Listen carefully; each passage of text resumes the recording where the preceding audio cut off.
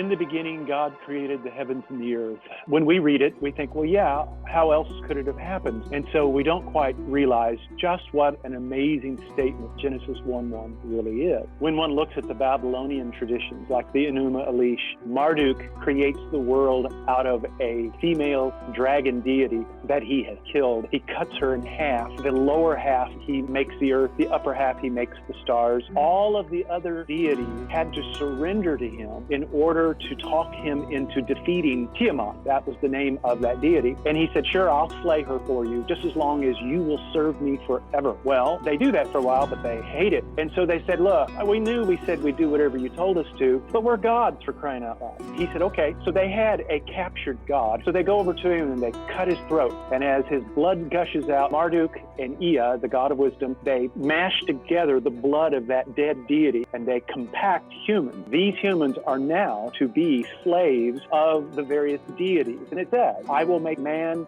let his name be called man, and he will ease the burdens of the gods. So what you see in the Babylonian world, you have the one dictator, Marduk, and everyone else is in a hierarchy of slavery and serfdom. And we are to obey without question, and we are to just be glad that we have this deity on our side, because there's nothing good about Marduk. He just happens to be the gangster in charge. Contrast that with the God of the Bible. He enters into a loving relationship. It's very clear in Genesis 1 that everything that's being done is to prepare a beautiful, wonderful place for man and woman so that he might enter into a covenant of love with us. The contrast could not be more stark. In Genesis, you have a God who is truly sovereign because he's outside of creation and he calls all of creation into existence. The God who is leading Israel is very different from any other god, whether it's the Babylonian or Egyptian or Canaanite god.